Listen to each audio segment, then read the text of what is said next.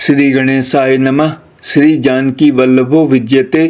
श्री रामचरितमानस प्रथम सोपान बालकांड 125 के आगे। जब कामदेव उस आश्रम में गया तब उसने अपनी माया से वहां वसंत ऋतु को उत्पन्न किया। तरह तरह के वृक्षों पर रंग बिरंगे फूल खिल गए, उन पर कोयलें कूकने लगी और भौरे गुंजार करने लगे।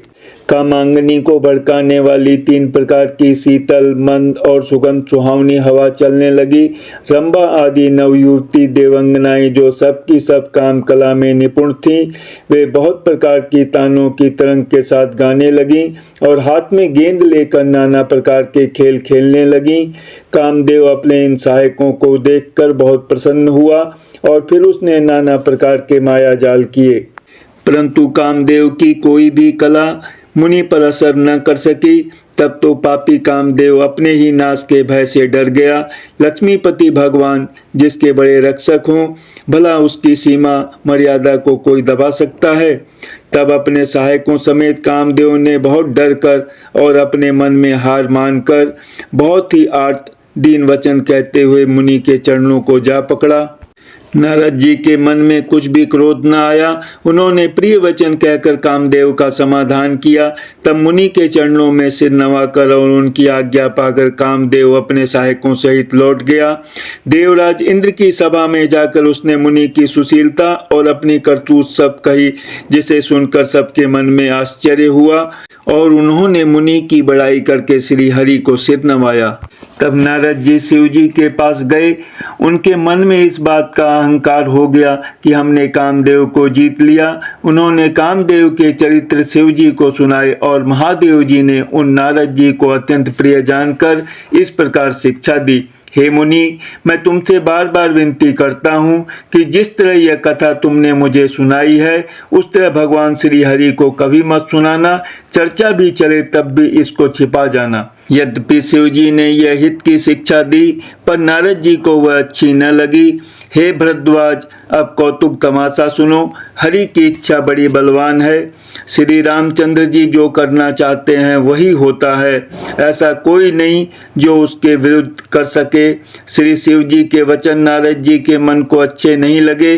तब वे वहां से ब्रह्मलोक को चल दिए। एक बार गान विद्या में निपुण मुनिनाथ नारद जी हाथ में सुंदर वीणा लिए हरि गुण गाते हुए क्षीर सागर को गए, जहाँ वेदों के मस्तक स्वरूप मूर्तिमान वेदांत तत्व लक्ष्मी निवास भगवान नारायण रहते हैं।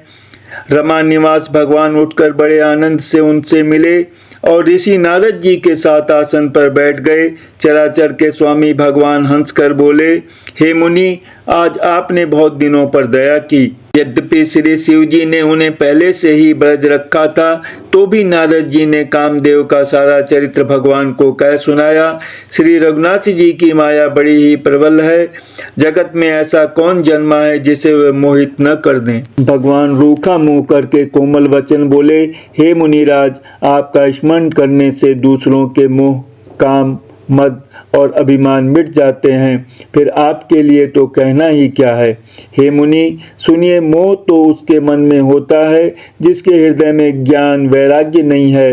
आप तो ब्रह्मचर्य व्रत में तत्पर और बड़े धीर बुद्धि हैं, भला कहीं आपको भी कामदेव सता सकता है।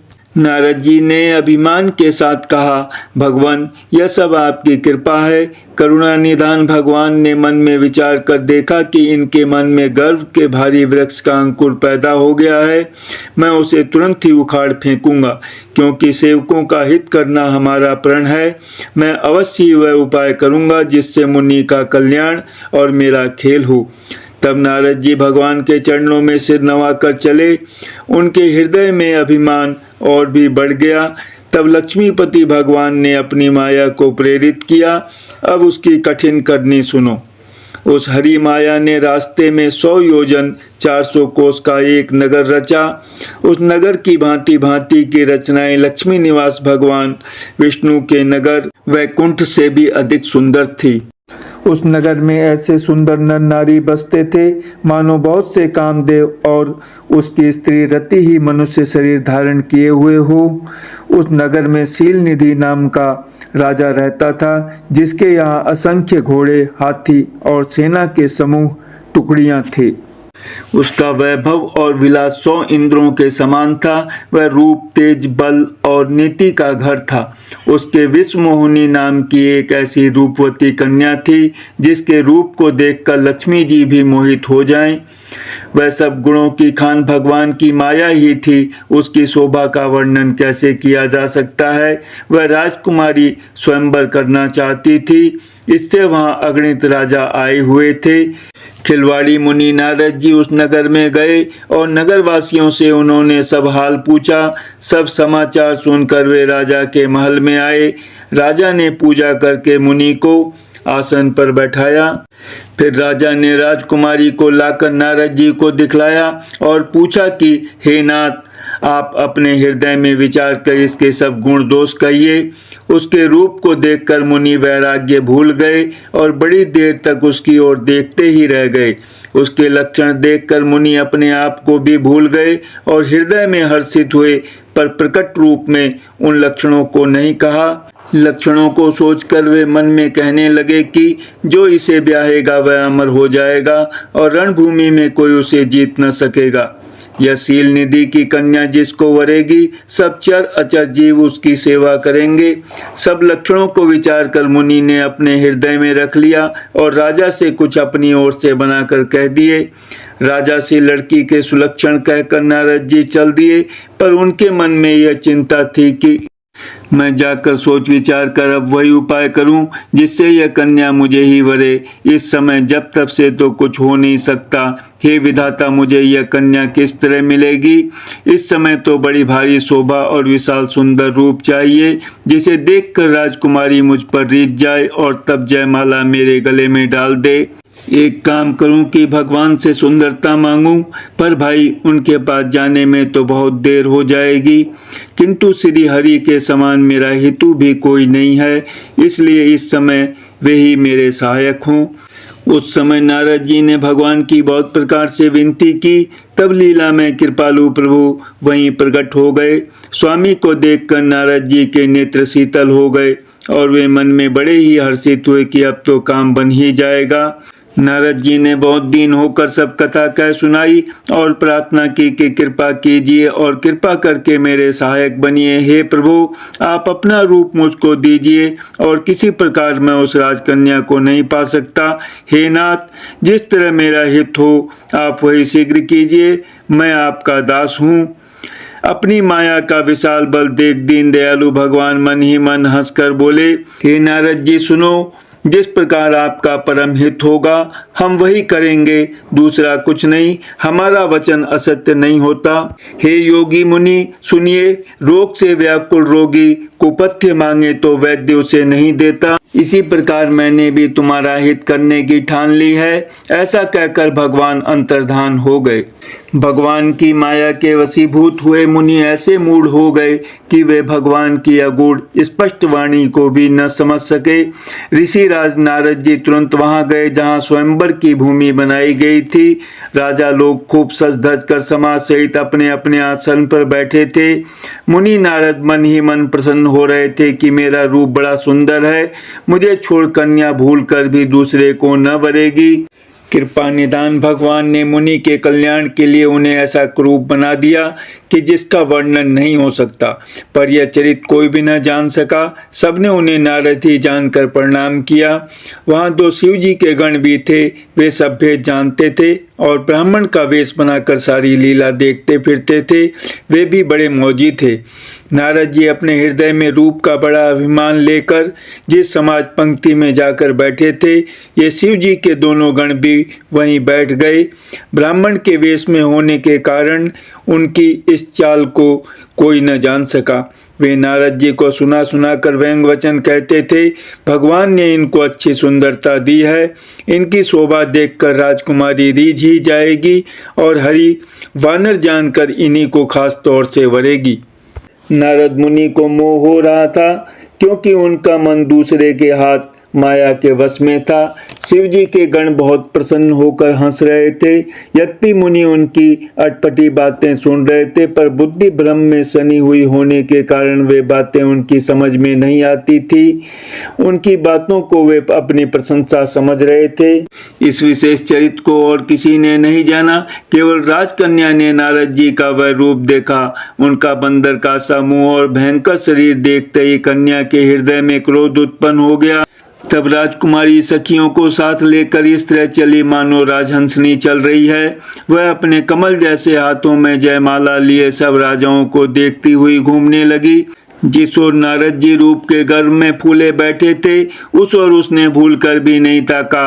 नारद मुनि बार बार उचकते और छटपटाते हैं। उनकी दशा देखकर शिव जी के गण मुस्कुराते हैं। कृपालु भगवान भी राजा का शरीर धारण कर वहां जा पहुंचे। राजकुमारी ने हर्षित होकर उनके गले में जयमाला डाल दी। लक्ष्मी निवास भगवान दुल्हन को ले गए। सारी राजमंडली निराश हो गई। मोह के कारण मुनि की बुद्धि नष्ट हो गई थी। इससे वे राजकुमारी को गई देख बहुत ही विकल हो गए, मानो गांठ से छूटकर मणि गिर गई हो। तब शिव जी के गणों ने मुस्कुराकर कहा, जाकर दर्पण में अपना मुंह तो देखिए। ऐसा कहकर वे दोनों बहुत भयभीत होकर भागे। मुनि ने जल में झांक कर अपना मुंह देखा। अपना रूप देखकर उनका क्रोध बहुत बढ़ गया। उन्होंने शिव जी के उन गणों को अत्यंत कठोर शाप दिया, तुम दोनों कपटी और पापी, जाकर राक्षस हो जाओ। तुमने हमारी हंसी की, उसका फल चखो। अब फिर किसी मुनि की हंसी करना। मुनि ने फिर जल में देखा तो उन्हें अपना असली रूप प्राप्त हो गया। तब भी उन्हें संतोष नहीं हुआ। उनके होठ फड़क रहे थे और मन में क्रोध भरा था। तुरंत ही वे भगवान कमलापति के पास चले। मन में सोचते जाते थे, जाकर या तो शाप दूंगा या प्राण दे दूंगा। उन्होंने जगत में मेरी हंसी कराई। दैत्यों के शत्रु भगवान हरि उन्हें बीच रास्ते में ही मिल गए। साथ में लक्ष्मी जी और वही राजकुमारी थीं। देवताओं के स्वामी भगवान ने मीठी वाणी में कहा, हे मुनि, व्याकुल की तरह कहाँ चले। ये सब सुनते ही नारद को बड़ा क्रोध आया। माया के वशीभूत होने के कारण मन में चेत नहीं रहा। मुनि ने कहा, तुम दूसरों की संपदा नहीं देख सकते, तुम्हारे ईर्ष्या और कपट बहुत हैं। समुद्र मथते समय तुमने शिव जी को बावला बना दिया और देवताओं को प्रेरित करके उन्हें विषपान कराया। असुरों को मदिरा और शिव जी को विष देकर तुमने स्वयं लक्ष्मी और सुंदर मणि ले ली। तुम बड़े धोखेबाज और मतलबी हो, सदा कपट का व्यवहार करते हो। तुम परम स्वतंत्र हो, सिर पर तो कोई है नहीं, इससे जब जो मन को भाता है वही करते हो। भले को बुरा और बुरे को भला कर देते हो। हृदय में हर्ष विषाद कुछ भी नहीं लाते। सबको ठग ठग कर परख गए हो और अत्यंत निडर हो गए हो। इसी से ठगने के काम में मन में सदा उत्साह रहता है। शुभ अशुभ कर्म तुम्हें बाधा नहीं देते। अब तक तुमको किसी ने ठीक नहीं किया था, अब कि तुमने अच्छे घर बना दिया है। मेरे जैसे जबरदस्त आदमी से छेड़खानी की है, अतः अपने किए का फल अवश्य पाओगे। जिस शरीर को धारण करके तुमने मुझे ठगा है, तुम भी वही शरीर धारण करो, यह मेरा शाप है। तुमने हमारा रूप बंदर का सा बना दिया था, इससे बंदर ही तुम्हारी सहायता करेंगे। मैं जिस स्त्री को चाहता था उससे मेरा वियोग कराकर तुमने मेरा बड़ा अहित किया है। इससे तुम भी स्त्री के वियोग में दुखी होगे। सांप को सिर पर चढ़ाकर हृदय में हर्षित होते हुए प्रभु ने नारद जी से बहुत विनती की और कृपा निदान भगवान ने अपनी माया की प्रबलता खींच ली। जब भगवान ने अपनी माया को हटा लिया तब वहाँ न लक्ष्मी ही रह गई न राजकुमारी ही। तब मुनि ने अत्यंत भयभीत होकर श्री हरि के चरण पकड़ लिया और कहा, हे शरणागत के दुखों को हरने वाले, मेरी रक्षा कीजिए। हे कृपालु, मेरा शाप मिथ्या हो जाए। तब दिनों पर दया करने वाले भगवान ने कहा कि यह सब मेरी ही इच्छा से हुआ है। मुनि ने कहा, मैंने आपको अनेक खोटे वचन कहे हैं, मेरे पाप कैसे मिटेंगे। भगवान ने कहा, जाकर शंकर जी के सतनाम का जप करो, इससे हृदय में तुरंत शांति होगी। शिव जी के समान मुझे कोई प्रिय नहीं है, इस विश्वास को भूल कर भी न छोड़ना। हे मुनि, पुरारी शिव जी जिस पर कृपा नहीं करते वह मेरी भक्ति नहीं पाता। हृदय में ऐसा निश्चय करके जाकर पृथ्वी पर विचरो। अब मेरी माया तुम्हारे निकट नहीं आवेगी। बहुत प्रकार से मुनि को समझा बुझाकर ढाढ़स देकर तब प्रभु अंतर्ध्यान हो गए और नारद जी श्री रामचंद्र जी के गुणों का गान करते हुए सत्यलोक ब्रह्मलोक को चले। शिव जी के गणों ने जब मुनि को मोह रहित और मन में बहुत प्रसन्न होकर मार्ग में जाते हुए देखा तब वे अत्यंत भयभीत होकर नारद जी के पास आए और उनके चरण पकड़कर दीन वचन बोले, हे मुनिराज, हम ब्राह्मण नहीं हैं, शिव जी के गण हैं। हमने बड़ा अपराध किया जिसका फल हमने पा लिया। हे कृपालु, अब साप दूर करने की कृपा कीजिए।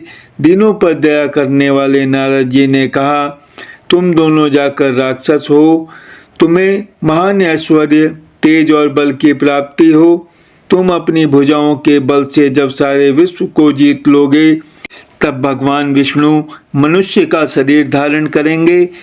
युद्ध में श्री हरि के हाथ से तुम्हारी मृत्यु होगी जिससे तुम मुक्त हो जाओगे और फिर संसार में जन्म नहीं लोगे। वे दोनों मुनि के चरणों में सिर नवाकर चले और समय पाकर राक्षस हुए। देवताओं को प्रसन्न करने वाले, सज्जनों को सुख देने वाले और पृथ्वी का भार हरण करने वाले भगवान ने एक कल्प में इसी कारण मनुष्य का अवतार लिया था। इस प्रकार भगवान के अनेकों सुंदर, सुखदायक और अलौकिक जन्म और कर्म है। प्रत्येक कल्प में जब जब भगवान अवतार लेते हैं और नाना प्रकार की सुंदर लीलाएं करते हैं तब तब मुनीश्वरों ने परम पवित्र काव्य रचना करके उनकी कथाओं का गान किया है और भांति भांति के अनुपम प्रसंगों का वर्णन किया है जिनको सुनकर समझदार विवेकी लोग आश्चर्य नहीं करते। श्री हरि अनंत हैं, उनका कोई पार नहीं पा सकता और उनकी कथा भी अनंत है। सब संत लोग उसे बहुत प्रकार से कहते सुनते हैं। श्री रामचंद्र जी के सुंदर चरित्र करोड़ कल्पों में भी गाए नहीं जा सकते। शिव जी कहते हैं कि हे पार्वती, मैंने यह बतलाने के लिए इस प्रसंग को कहा कि ज्ञानी मुनि भी भगवान की माया से मोहित हो जाते हैं। प्रभु कौतुकी लीलामय हैं और शरणागत का हित करने वाले हैं। वे सेवा करने में बहुत सुलभ और सब दुखों के हरने वाले हैं। देवता, मनुष्य और मुनियों में ऐसा कोई नहीं है जिसे भगवान की महान बलवती माया मोहित न कर दे। मन में ऐसा विचार कर उस महामाया के स्वामी प्रेरक श्री भगवान का भजन करना चाहिए। हे गिरिराज कुमारी, अब भगवान के अवतार का वह दूसरा कारण सुनो। मैं उसकी विचित्र कथा विस्तार करके कहता हूँ जिस कारण से जन्म रहित, निर्गुण और रूप रहित अव्यक्त सच्चिदानंद घन ब्रह्म अयोध्यापुरी के राजा हुए। जिन प्रभु श्री रामचंद्र जी को तुमने भाई लक्ष्मण जी के साथ मुनियों का सा वेश धारण किए वन में फिरते देखा था, और हे भवानी, जिनके चरित्र देखकर सती के शरीर में तुम ऐसी बावली हो गई थी कि अब भी तुम्हारे उस बावलेपन की छाया नहीं मिटती। उन्हीं के भ्रम रूपी रोग के हरण करने वाले चरित्र सुनो। उस अवतार में भगवान ने जो जो लीला की वह सब मैं अपनी बुद्धि के अनुसार तुम्हें कहूँगा। याज्ञवल्क्य जी ने कहा, हे भरद्वाज, शंकर जी के वचन सुनकर पार्वती जी सकुचाकर प्रेम सहित मुस्कुराई। फिर वृषकेतु शिव जी जिस कारण से भगवान का वह अवतार हुआ था उसका वर्णन करने लगे। हे मुनीश्वर भरद्वाज, मैं वह सब तुमसे कहता हूँ, मन लगाकर सुनो। श्री रामचंद्र जी की कथा कलयुग के पापों को हरने वाली, कल्याण करने वाली और बड़ी सुंदर है। स्वयंभू मनु और उनकी पत्नी शत्रुपा, जिनसे मनुष्यों की यह अनुपम सृष्टि हुई, इन दोनों पति पत्नी के धर्म और आचरण बहुत अच्छे थे। आज भी वे जिनकी मर्यादा का गान करते हैं। राजा उत्तानपाद उनके पुत्र थे, जिनके पुत्र प्रसिद्ध हरि भक्त ध्रुव जी हुए। उन मनु जी के छोटे लड़के का नाम प्रियव्रत था, जिसकी प्रशंसा वेद और पुराण करते हैं। पुनः देवहूति उनकी कन्या थी, जो कर्दम मुनि की प्यारी पत्नी हुई, और जिन्होंने आदि देव दीनों पर दया करने वाले समर्थ एवं कृपालु भगवान कपिल को गर्भ में धारण किया। तत्वों का विचार करने में अत्यंत निपुण जिन कपिल भगवान ने सांख्य शास्त्र का प्रकट रूप में वर्णन किया, उन स्वयंभू मनु जी ने बहुत समय तक राज्य किया और सब प्रकार से भगवान की आज्ञा रूप शास्त्रों की मर्यादा का पालन किया। घर में रहते बुढ़ापा आ गया, परंतु विषयों से वैराग्य नहीं होता। इस बात को सोचकर उनके मन में बड़ा दुख हुआ कि श्री हरि की भक्ति बिना जन्म यूं ही चला गया। तब मनु जी ने अपने पुत्र को जबरदस्ती राज्य देकर स्वयं स्त्री सहित वन को गमन किया। अत्यंत पवित्र और साधकों को सिद्धि देने वाला तीर्थों में श्रेष्ठ नैमिषारण्य प्रसिद्ध है। वहाँ मुनियों और सिद्धों के समूह बसते हैं। राजा मनु हृदय में हर्षित होकर वहीं चले। वे धीर बुद्धि वाले राजा रानी मार्ग में जाते हुए ऐसे सुशोभित हो रहे थे मानो ज्ञान और भक्ति ही शरीर धारण किए जा रहे हों। चलते चलते वे गोमती के किनारे जा पहुँचे। हर्षित होकर उन्होंने निर्मल जल में स्नान किया। उनको धर्म धुरंधर राजश्री जानकर सिद्ध और ज्ञानी मुनि उनसे मिलने आए। जहाँ जहाँ सुंदर तीर्थ थे, मुनियों ने आदर पूर्वक सभी तीर्थ उनको करा दिए। उनका शरीर दुर्बल हो गया था। वे मुनियों के से वल्कल वस्त्र धारण करते थे और संतों के समाज में नित्य पुराण सुनते थे और 12 अक्षर मंत्र ओम नमो भगवते वासुदेवाय का प्रेम सहित जप करते थे। भगवान वासुदेव के चरण कमलों में उन राजा रानी का मन बहुत ही लग गया। वे साग फल और कंद का आहार करते थे और सच्चिदानंद ब्रह्म का स्मरण करते थे। फिर वे श्री हरि के लिए तप करने लगे और मूल फल को त्याग कर केवल जल के आधार पर रहने लगे। हृदय में निरंतर यही अभिलाषा हुआ करती कि हम कैसे उन परम प्रभु को आँखों से देखें जो निर्गुण अखंड अनंत और अनादि हैं और परमार्थवादी ब्रह्मज्ञानी तत्ववेता लोग जिनका चिंतन किया करते हैं, जिन्हें वेद नेति नेति यह भी नहीं कहकर निरूपण करते हैं, जो आनंद स्वरूप उपाधि रहित और अनुपम है एवं जिनके अंश से अनेकों शिव ब्रह्मा और विष्णु भगवान प्रकट होते हैं। ऐसे महान प्रभु भी सेवक के वश में हैं और भक्तों के लिए दिव्य लीला विग्रह धारण करते हैं। यदि वेदों में यह वचन सत्य कहा है तो हमारी अभिलाषा भी अवश्य पूरी होगी। इस प्रकार जल का आहार करके तप करते 6000 वर्ष बीत गए। फिर 7000 वर्ष वे वायु के आधार पर रहे। 10,000 वर्ष तक उन्होंने वायु का आधार भी छोड़ दिया। दोनों एक पैर से खड़े रहे। उनका अपार तप देखकर ब्रह्मा विष्णु और शिव जी कई बार मनु जी के पास आए। उन्होंने इन्हें अनेक प्रकार से ललचाया और कहा कि कुछ वर मांगो, पर ये परम धैर्यवान राजा रानी अपने तप से किसी के डिगाए नहीं डिगे। यद्यपि उनका शरीर हड्डियों का ढांचा मात्र रह गया था, फिर भी उनके मन में जरा भी पीड़ा नहीं थी। सर्वज्ञ प्रभु ने अनन्य गति आश्रय वाले तपस्वी राजा रानी को निजदास जाना। तब परम गंभीर और कृपा रूपी अमृत से सनी हुई यह आकाशवाणी हुई कि वर मांगो। मुर्दे को भी जिला देने वाली यह सुंदर वाणी कानों के छेदों से होकर जब हृदय में आई, तब राजा रानी के शरीर ऐसे सुंदर और हष्टपुष्ट हो गए मानो अभी घर से आए हैं। कानों में अमृत के समान लगने वाले वचन सुनते ही उनका शरीर पुलकित और प्रफुल्लित हो गया। तब मनु जी दंडवत करके बोले, प्रेम हृदय में समाता न था। हे प्रभु सुनिए, आप सेवकों के लिए कल्प वृक्ष और कामधेनु हैं। आपकी चरण रज की ब्रह्मा विष्णु और शिव जी भी वंदना करते हैं। आप सेवा करने में सुलभ हैं तथा सब सुखों के देने वाले हैं। आप शरणागत के रक्षक और जड़ चेतन के स्वामी हैं। हे अनाथों का कल्याण करने वाले, यदि हम लोगों पर आपका स्नेह है तो प्रसन्न होकर यह वर दीजिए कि आपका जो स्वरूप शिव जी के मन में बसता है और जिसकी प्राप्ति के लिए मुनि लोग यत्न करते हैं, जो काकभुसंडी के मन रूपी मानसरोवर में विहार करने वाला हंस है, सगुण और निर्गुण कहकर वे जिसकी प्रशंसा करते हैं, हे शरणागत के दुख मिटाने वाले प्रभु, ऐसी कृपा कीजिए कि हम उसी रूप को नेत्र भर कर देखें। राजा रानी के कोमल विनय युक्त और प्रेम रस में पगे हुए वचन भगवान को बहुत ही प्रिय लगे। भक्त वत्सल कृपा निधान संपूर्ण विश्व के निवास स्थान या समस्त विश्व में व्यापक सर्वसमर्थ भगवान प्रकट हो गए। भगवान के नीले कमल, नीलमणि और नीले जल युक्त मेघ के समान कोमल, प्रकाशमय और सरस श्याम वर्ण चिन्मय शरीर की शोभा देखकर करोड़ों कामदेव भी लजा जाते हैं। उनका मुख शरद पूर्णिमा के चंद्रमा के समान छवि की सीमा स्वरूप था। गाल और ठोड़ी बहुत सुंदर थे। गला शंख के समान त्रिरेखा युक्त चढ़ाव उतार वाला था। लाल होठ, दांत और नाक अत्यंत सुंदर थे। हंसी चंद्रमा की किरणावली को नीचा दिखाने वाली थी। नेत्रों की छवि नए खिले हुए कमल के समान बड़ी सुंदर थी। मनोहर चितवन जी को बहुत प्यारी लगती थी। टेढ़ी भुवें कामदेव के धनुष की शोभा को हरने वाली थी।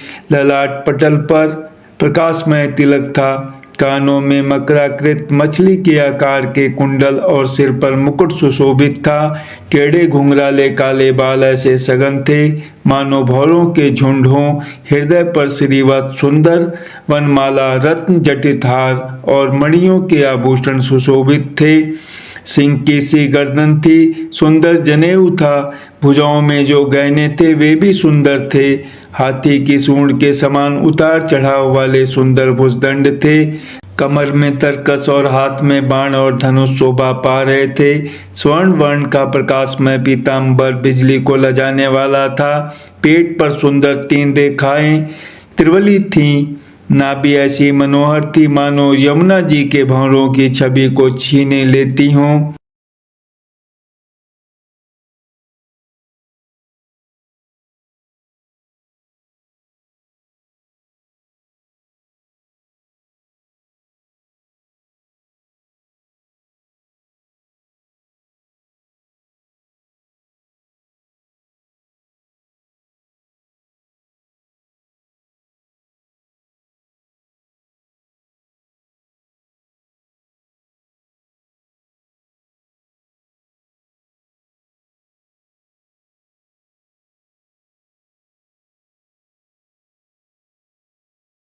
जिनमें मुनियों के मन रूपी भौरे बसते हैं।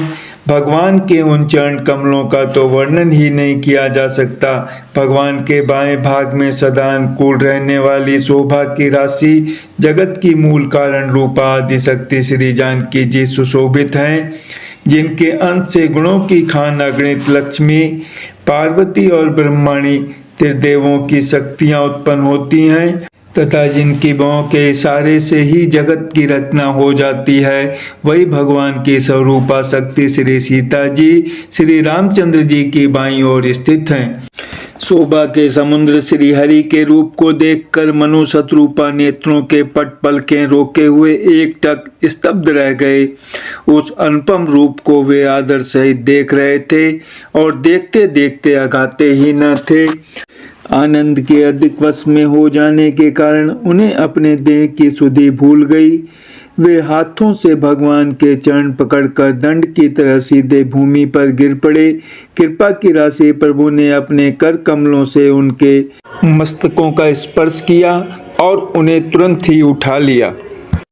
फिर कृपा निदान भगवान बोले, मुझे अत्यंत प्रसन्न जानकर और बड़ा भारी दानी मानकर जो मन को भाए वही वर मांग लो। प्रभु के वचन सुनकर दोनों हाथ जोड़कर और धीरज धरकर राजा ने कोमल वाणी कही, हे नाथ, आपके चरण कमलों को देखकर अब हमारी सारी मनोकामनाएं पूरी हो गईं। फिर भी मन में एक बड़ी लालसा है, उसका पूरा होना सहज भी है और अत्यंत कठिन भी, इसी से उसे कहते नहीं बनता।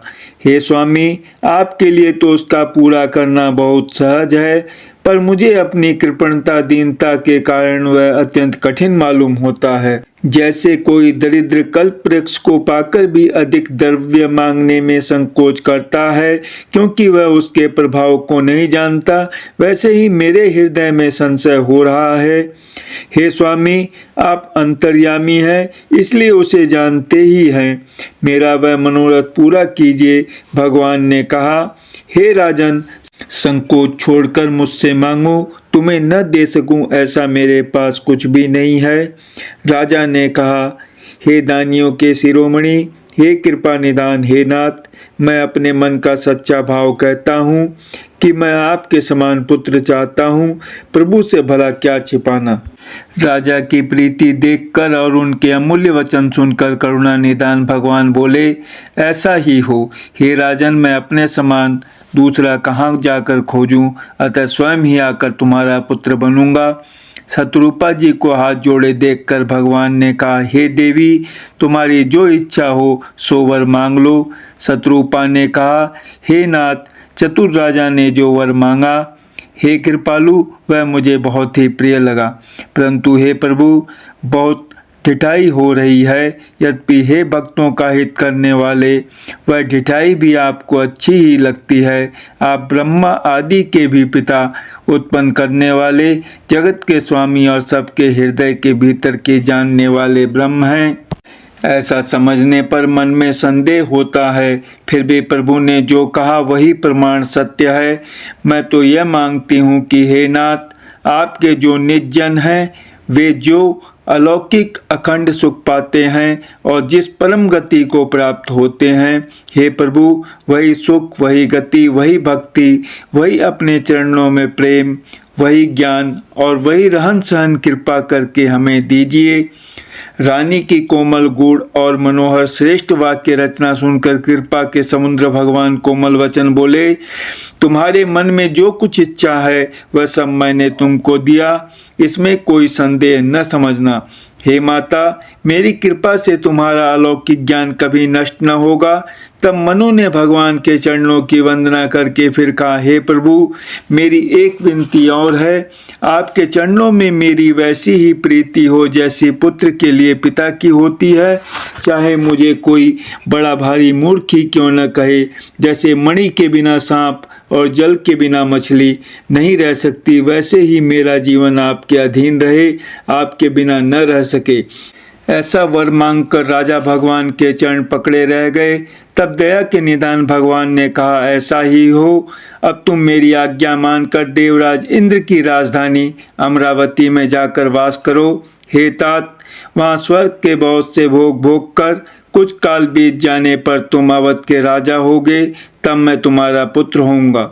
इच्छा निर्मित मनुष्य रूप सजकर मैं तुम्हारे घर प्रकट होऊंगा। हे तात, मैं अपने अंशों सहित देह धारण करके भक्तों को सुख देने वाले चरित्र करूंगा। जिन चरित्रों को बड़े भाग्यशाली मनुष्य आदर सहित सुनकर ममता और मत त्याग कर भवसागर से तर जाएंगे। आदि शक्ति यह मेरी स्वरूप भूता माया भी, जिसने जगत को उत्पन्न किया है, अवतार लेगी। इस प्रकार मैं तुम्हारी अभिलाषा पूरी करूंगा। मेरा प्रण सत्य है, सत्य है, सत्य है। कृपा निदान भगवान बार बार ऐसा कहकर अंतर्धान हो गए। वे स्त्री पुरुष राजा रानी भक्तों पर कृपा करने वाले भगवान को हृदय में धारण करके कुछ काल तक उस आश्रम में रहे। फिर उन्होंने समय पाकर सहज ही बिना किसी कष्ट के शरीर छोड़कर अमरावती इंद्र की पुरी में जाकर वास किया। याज्ञवल्क्य जी कहते हैं, हे भरद्वाज, इस अत्यंत पवित्र इतिहास को शिव जी ने पार्वती से कहा था। अब श्री राम के अवतार लेने का दूसरा कारण सुनो। मास पारायण, पांचवा विश्राम। हे मुनि, वह पवित्र और प्राचीन कथा सुनो जो शिव जी ने पार्वती से कही थी। संसार में प्रसिद्ध एक कैकय देश है, वहाँ सत्यकेतु नाम का राजा रहता था, राज्य करता था। वह धर्म की धुरी को धारण करने वाला, नीति की खान, तेजस्वी, प्रतापी, सुशील और बलवान था। उसके 2 वीर पुत्र हुए जो सब गुणों के भंडार और बड़े ही रणधीर थे। राज्य का उत्तराधिकारी जो बड़ा लड़का था, उसका नाम प्रताप भानु था। दूसरे पुत्र का नाम अरिमर्दन था, जिसकी भुजाओं में अपार बल था और जो युद्ध में पर्वत के समान अटल रहता था। भाई भाई में बड़ा मेल और सब प्रकार के दोषों और छलों से रही सच्ची प्रीति थी। राजा ने जेठे पुत्र को राज्य दे दिया और आप भगवान के भजन के लिए वन को चल दिया। जब प्रताप भानु राजा हुआ, देश में उसकी दुहाई फिर गई। वह वेद में बताई हुई विधि के अनुसार उत्तम रीति से प्रजा का पालन करने लगा। उसके राज्य में पाप का कहीं लेश भी नहीं रह गया। राजा का हित करने वाला और शुक्राचार्य के समान बुद्धिमान धर्मरुचि नामक उसका मंत्री था।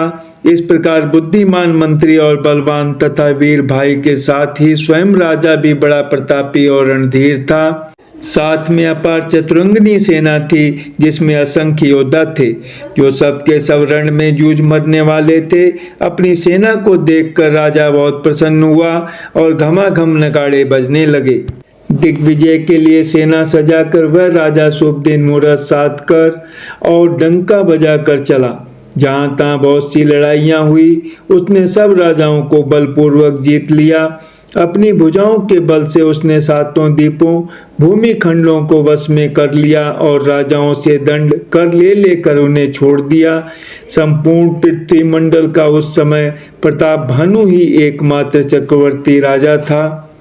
संसार भर को अपनी भुजाओं के बल से वश में करके राजा ने अपने नगर में प्रवेश किया।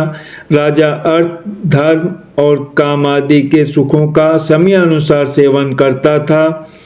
राजा प्रताप भानु का बल पाकर भूमि सुंदर कामधेनु मनचाही वस्तु देने वाली हो गई। उनके राज्य में प्रजा सब प्रकार के दुखों से रहित और सुखी थी और सभी स्त्री पुरुष सुंदर और धर्मात्मा थे। धर्मरुचि मंत्री का श्री हरि के चरणों में प्रेम था। वह राजा के हित के लिए सदा उसको नीति सिखाया करता था। राजा गुरु देवता संत पितर और ब्राह्मण इन सब की सदा सेवा करता रहता था। वेदों में राजाओं के जो धर्म बताए गए हैं, राजा सदा आदर पूर्वक और सुख मानकर उन सब का पालन करता था। प्रतिदिन अनेक प्रकार के दान देता और उत्तम शास्त्र वेद और पुराण सुनता था। उसने बहुत सी बावलियाँ, कुएं, तालाब, फुलवाड़ियाँ, सुंदर बगीचे, ब्राह्मणों के लिए घर और देवताओं के सुंदर विचित्र मंदिर सब तीर्थों में बनवाए।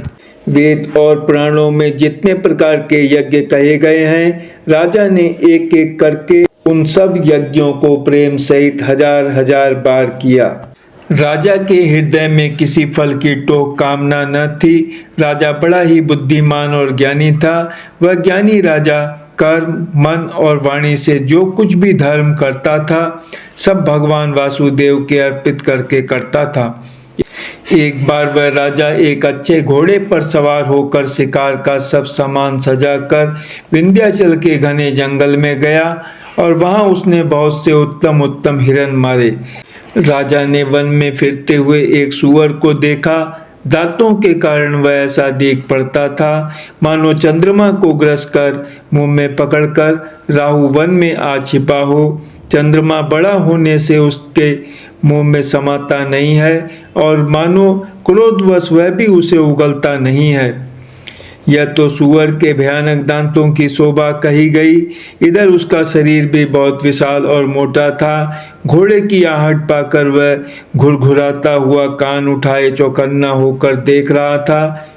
नील पर्वत के शिखर के समान विशाल शरीर वाले उस सूअर को देखकर राजा घोड़े को चाबुक लगाकर तेजी से चला और उसने सूअर को ललकारा कि अब तेरा बचाव नहीं हो सकता। अधिक शब्द करते हुए घोड़े को अपनी तरफ आता देखकर सूअर पवन वेग से भाग चला। राजा ने तुरंत ही बाण को धनुष पर चढ़ाया। सूअर बाण को देखते ही धरती में दुबक गया। राजा तक तक कर तीर चलाता है, परंतु सूअर छल करके शरीर को बचाता जाता है। वह पशु कभी प्रकट होता और कभी छिपता हुआ भागा जाता था और राजा भी क्रोध के वश उसके साथ पीछे लगा चला जाता था। सूअर बहुत दूर ऐसे घने जंगल में चला गया जहाँ हाथी घोड़े का निबाह गम नहीं था। राजा बिल्कुल अकेला था और वन में क्लेश भी बहुत था। फिर भी राजा ने उस पशु का पीछा नहीं छोड़ा। राजा को बड़ा धैर्यवान देखकर सूअर भागकर पहाड़ की एक गहरी गुफा में जा घुसा। उसमें जाना कठिन देखकर राजा को बहुत पछताकर लौटना पड़ा, पर उस घोर वन में वह रास्ता भूल गया। बहुत परिश्रम करने से थका हुआ और घोड़े समेत भूख प्यास से व्याकुल राजा नदी तालाब खोजता खोजता पानी बिना बेहाल हो गया। वन में फिरते फिरते उसने एक आश्रम देखा। वहाँ कपट से मुनि का वेश बनाए एक राजा रहता था, जिसका देश राजा प्रताप भानु ने छीन लिया था और जो सेना को छोड़कर युद्ध से भाग गया था। प्रताप भानु का समय अच्छे दिन जानकर और अपना कुसमय बुरे दिन अनुमान कर उसके मन में बड़ी ग्लानि हुई। इससे वह न तो घर गया और न अभिमानी होने के कारण राजा प्रताप भानु से ही मिला मेल किया। दरिद्र की भांति मन ही में क्रोध को मारकर वह राजा तपस्वी के वेश में वन में रहता था। राजा प्रताप भानु उसी के पास गया। उसने तुरंत पहचान लिया कि यह प्रताप भानु है। राजा प्यासा होने के कारण व्याकुलता में उसे पहचान न सका। सुंदर वेश देखकर राजा ने उसे महामुनि समझा और घोड़े से उतरकर उसे प्रणाम किया, परंतु बड़ा चतुर होने के कारण राजा ने उसे अपना नाम नहीं बतलाया। राजा को प्यासा देखकर उसने सरोवर दिखला दिया। हर्षित होकर राजा ने घोड़े सहित उसमें स्नान और जलपान किया। सारी थकावट मिट गई। राजा सुखी हो गया। तब तपस्वी उसे अपने आश्रम में ले गया और सूर्यास्त का समय जानकर उसने राजा को बैठने के लिए आसन दिया। फिर वह तपस्वी कोमल वाणी से बोला, तुम कौन हो? सुंदर युवक होकर जीवन की परवाह न करके वन में अकेले क्यों फिर रहे हो? तुम्हारे चक्रवर्ती राजा के से लक्षण देखकर मुझे बड़ी दया आती है। राजा ने कहा, हे मुनीश्वर, सुनिए, प्रताप भानु नाम का एक राजा है। मैं उसका मंत्री हूँ। शिकार के लिए फिरते हुए राह भूल गया हूँ। बड़े भाग्य से यहाँ आकर मैंने आपके चरणों के दर्शन पाए हैं। हमें आपका दर्शन दुर्लभ था। इससे जान पड़ता है कुछ भला होने वाला है। मुनि ने कहा, हे तात, अंधेरा हो गया। तुम्हारा नगर यहाँ से 70 योजन पर है। हे सुजान, सुनो, घोर अंधेरी रात है, घना जंगल है, रास्ता नहीं है। ऐसा समझकर तुम आज यहीं ठहर जाओ, सवेरा होते ही चले जाना। तुलसीदास जी कहते हैं, जैसी होनहार होती है वैसी ही सहायता मिल जाती है। या तो वह आप ही उसके पास आती है या उसको वहाँ ले जाती है। हे नाथ, बहुत अच्छा, ऐसा कहकर और उसकी आज्ञा सिर चढ़ाकर घोड़े को वृक्ष से बांधकर राजा बैठ गया। राजा ने उसकी बहुत प्रकार से प्रशंसा की और उसके चरणों की वंदना करके अपने भाग्य की सराहना की। फिर सुंदर कोमल वाणी से कहा, हे प्रभु, आपको पिता जानकर मैं ढिठाई करता हूँ। हे मुनीश्वर, मुझे अपना पुत्र और सेवक जानकर अपना नाम धाम विस्तार से बतलाइए। राजा ने उसको नहीं पहचाना, पर वह राजा को पहचान गया था। राजा तो शुद्ध हृदय था और वह कपट करने में चतुर था। एक तो वैरी, फिर जाति का क्षत्रिय, फिर राजा। वह छल बल से अपना काम बनाना चाहता था। वह शत्रु अपने राज्य सुख को समझ करके स्मरण करके दुखी था। उसकी छाती कुम्हार के आंवे की आग की तरह भीतर ही भीतर सुलग रही थी। राजा के सरल वचन कान से सुनकर अपने वैर को याद कर वह हृदय में हर्षित हुआ। वह कपट में डुबोकर बड़ी युक्ति के साथ कोमल वाणी बोला, अब हमारा नाम भिखारी है, क्योंकि हम निर्धन और अनिकेत घर द्वारहीन हैं। राजा ने कहा, जो आपके सदृश विज्ञान के निधान और सर्वथा अपमान रहित होते हैं, वे अपने स्वरूप को सदा छिपाए रहते हैं, क्योंकि कुवेश बनाकर रहने में ही सब तरह का कल्याण है। प्रकट संत वेश में मान होने की संभावना है और मान से पतन की। इसी से तो संत और वेद पुकार कर कहते हैं कि परम अकिंचन सर्वथा अहंकार ममता और मान रहित ही भगवान को प्रिय होते हैं। आप सरीखे निर्धन भिखारी और गृहहीनों को देखकर ब्रह्मा और शिव जी को भी संदेह हो जाता है कि वे वास्तव में संत हैं या भिखारी। आप जो हो सो हो, अर्थात जो कोई भी हो, मैं आपके चरणों में नमस्कार करता हूँ। हे स्वामी, अब मुझ पर कृपा कीजिए। अपने ऊपर राजा की स्वाभाविक प्रीति और अपने विषय में उसका अधिक विश्वास देखकर सब प्रकार से राजा को अपने वश में करके अधिक स्नेह दिखाता हुआ वह कपट तपस्वी बोला, हे राजन, सुनो, मैं तुमसे सत्य कहता हूँ, मुझे यहाँ रहते हुए बहुत समय बीत गया। अब तक न तो कोई मुझसे मिला और न मैं अपने को किसी पर प्रकट करता हूँ, क्योंकि लोक में प्रतिष्ठा अग्नि के समान है, जो तप रूपी वन को भस्म कर डालती है। तुलसीदास जी कहते हैं, सुंदर वेश देखकर मूढ़ नहीं, मूढ़ तो मूढ़ ही है। चतुर मनुष्य भी धोखा खा जाते हैं। सुंदर मोर को देखो, उसका वचन तो अमृत के समान है और आहार सांप का है। कपट तपस्वी ने कहा, इसी से मैं जगत में छिपकर रहता हूँ। श्री हरि को छोड़कर किसी से कुछ भी प्रयोजन नहीं रखता।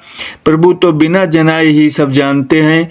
फिर कहो, संसार को रिझाने से क्या सिद्धि मिलेगी। तुम पवित्र और सुंदर बुद्धि वाले हो, इससे मुझे बहुत ही प्यारे हो और तुम्हारी भी मुझ पर प्रीति और विश्वास है। हे तात, अब यदि मैं तुमसे कुछ छिपाता हूँ तो मुझे बहुत ही भयानक दोष लगेगा। ज्यों-ज्यों वह तपस्वी उदासीनता की बातें कहता था, त्यों ही त्यों राजा को विश्वास उत्पन्न होता जाता था। जब उस बगुले की तरह ध्यान लगाने वाले कपटी मुनि ने राजा को कर्म, मन और वचन से अपने वश में जाना, तब वह बोला, हे भाई, हमारा नाम एक तनु है। यह सुनकर राजा ने फिर सिर नवाकर कहा, मुझे अपना अत्यंत अनुरागी सेवक जानकर अपने नाम का अर्थ समझाकर कहिए। कपटी मुनि ने कहा, जब सबसे पहले सृष्टि उत्पन्न हुई थी तभी मेरी उत्पत्ति हुई थी। तब से मैंने फिर दूसरी देह नहीं धारण की, इसी से मेरा नाम एक तनु है। हे पुत्र, मन में आश्चर्य मत करो, तब से कुछ भी दुर्लभ नहीं है। तप के बल से ब्रह्मा जगत को रचते हैं, तप ही के बल से विष्णु संसार का पालन करने वाले बने हैं, तप ही के बल से रुद्र संहार करते हैं। संसार में कोई ऐसी वस्तु नहीं जो तप से न मिल सके। यह सुनकर राजा को बड़ा अनुराग हुआ। तब वह तपस्वी पुरानी कथाएं कहने लगा। कर्म, धर्म और अनेकों प्रकार के इतिहास कहकर वह वैराग्य और ज्ञान का निरूपण करने लगा। सृष्टि की उत्पत्ति, पालन, स्थिति और संहार, प्रलय की अपार आश्चर्य भरी कथाएं उसने विस्तार से कहीं। राजा सुनकर उस तपस्वी के वश में हो गया और तब वह उसे अपना नाम बताने लगा। तपस्वी ने कहा, राजन, मैं तुमको जानता हूँ। तुमने कपट किया, वह मुझे अच्छा लगा। हे राजन, सुनो, ऐसी नीति है कि राजा लोग जहाँ तहाँ अपना नाम नहीं कहते। तुम्हारी वही चतुराई समझकर तुम पर मेरा बड़ा प्रेम हो गया है। तुम्हारा नाम प्रताप भानु है। महाराज, सत्यकेतु तुम्हारे पिता थे। हे राजन, गुरु की कृपा से मैं सब जानता हूँ, पर अपनी हानि समझकर कहता नहीं। हे तात, तुम्हारा स्वाभाविक सीधापन, सरलता, प्रेम, विश्वास और नीति में निपुणता देखकर मेरे मन में तुम्हारे ऊपर बड़ी ममता उत्पन्न हो गई है। इसलिए मैं तुम्हारे पूछने पर अपनी कथा कहता हूँ। अब मैं प्रसन्न हूँ, इसमें संदेह न करना। हे राजन, जो मन को भावे वही मांग लो। सुंदर प्रिय वचन सुनकर राजा हर्षित हो गया और मुनि के पैर पकड़कर उसने बहुत प्रकार से विनती की। हे दया सागर मुनि, आपके दर्शन से ही चारों पदार्थ, अर्थ, धर्म, काम और मोक्ष मेरी मुट्ठी में आ गए। तो भी स्वामी को प्रसन्न देखकर मैं यह दुर्लभ वर मांगकर क्यों न शोक रहित हो जाऊं। मेरा शरीर वृद्धावस्था, मृत्यु और दुख से रहित हो जाए, मुझे युद्ध में कोई जीत न सके और पृथ्वी पर मेरा 100 कल्प तक एक छत्र अकंटक राज्य हो। तपस्वी ने कहा, हे राजन, ऐसा ही हो, पर एक बात कठिन है, उसे भी सुन लो। हे पृथ्वी के स्वामी, केवल ब्राह्मण कुल को छोड़ काल भी तुम्हारे चरणों पर सिर नवाएगा। तप के बल से ब्राह्मण सदा बलवान रहते हैं, उनके क्रोध से रक्षा करने वाला कोई नहीं है। हे नरपति, यदि तुम ब्राह्मणों को वश में कर लो तो ब्रह्मा, विष्णु और महेश भी तुम्हारे अधीन हो जाएंगे। ब्राह्मण कुल से जोर जबरदस्ती नहीं चल सकती। मैं दोनों भुजा उठाकर सत्य कहता हूँ। हे राजन, सुनो, ब्राह्मणों के साथ बिना तुम्हारा नाश किसी काल में नहीं होगा। राजा उसके वचन सुनकर बड़ा प्रसन्न हुआ और कहने लगा, हे स्वामी, मेरा नाश अब नहीं होगा। हे कृपा निधान प्रभु, आपकी कृपा से मेरा सब समय कल्याण होगा। एवमस्तु, ऐसा ही हो कहकर वह कुटिल कपटी मुनि फिर बोला, किंतु तुम मेरे मिलने तथा अपने राह भूल जाने की बात किसी से कहना नहीं। यदि कह दोगे तो हमारा दोष नहीं। हे राजन, मैं तुमको इसलिए मना करता हूँ कि इस प्रसंग को कहने से तुम्हारी बड़ी हानि होगी। छठे कान में यह बात पढ़ते ही तुम्हारा नाश हो जाएगा। मेरा यह वचन सत्य जानना। हे प्रताप भानु, सुनो, इस बात के प्रकट करने से अथवा ब्राह्मणों के शाप से तुम्हारा नाश होगा, और किसी उपाय से चाहे ब्रह्मा और शंकर भी मन में क्रोध करें, तुम्हारी मृत्यु नहीं होगी। राजा ने मुनि के चरण पकड़कर कहा, हे स्वामी, सत्य ही है, ब्राह्मण और गुरु के क्रोध से कहिए कौन रक्षा कर सकता है। यदि ब्रह्मा भी क्रोध करे तो गुरु बचा लेते हैं, पर गुरु से विरोध करने पर जगत में कोई भी बचाने वाला नहीं है। यदि मैं आपके कथन के अनुसार नहीं चलूँगा तो भले ही मेरा नाश हो जाए, मुझे इसकी चिंता नहीं है। मेरा मन तो हे प्रभु केवल एक ही डर से डर रहा है कि ब्राह्मणों का शाप बड़ा भयानक होता है। वे ब्राह्मण किस प्रकार से वश में हो सकते हैं, कृपा करके वह भी बताइए। हे दीन दयालु, आपको छोड़कर और किसी को मैं अपना हेतु नहीं देखता। तपस्वी ने कहा, हे राजन, सुनो, संसार में उपाय तो बहुत हैं, पर वे कष्ट साध्य हैं, बड़ी कठिनता से बनने में आते हैं, और इस पर भी सिद्ध हो या न हो उनकी सफलता निश्चित नहीं है। हाँ, एक उपाय बहुत सहज है, परंतु उसमें भी एक कठिनता है। हे राजन, वह युक्ति तो मेरे हाथ है, पर मेरा जाना तुम्हारे नगर में हो नहीं सकता। जब से पैदा हुआ हूँ तब से आज तक मैं किसी के घर अथवा गांव नहीं गया, परंतु यदि नहीं जाता हूँ तो तुम्हारा काम बिगड़ता है। आज यह बड़ा असमंजस आ पड़ा है। यह सुनकर राजा कोमल वाणी से बोला, हे नाथ, वेदों में ऐसी नीति कही गई है कि बड़े लोग छोटों पर स्नेह करते ही हैं। पर्वत अपने सिरों पर सदा तृण घास को धारण किए रहते हैं। अगाध समुद्र अपने मस्तक पर फेन को धारण करता है, और धरती अपने सिर पर सदा धूलि को धारण किए रहती है। ऐसा कहकर राजा ने मुनि के चरण पकड़ लिए और कहा, हे स्वामी, कृपा कीजिए, आप संत हैं, दीन दयालु हैं, अतः हे प्रभु, मेरे लिए इतना कष्ट अवश्य सहिए। राजा को अपने अधीन जानकर कपट में प्रवीण तपस्वी बोला, हे राजन, सुनो, मैं तुमसे सत्य कहता हूँ, जगत में मुझे कुछ भी दुर्लभ नहीं है।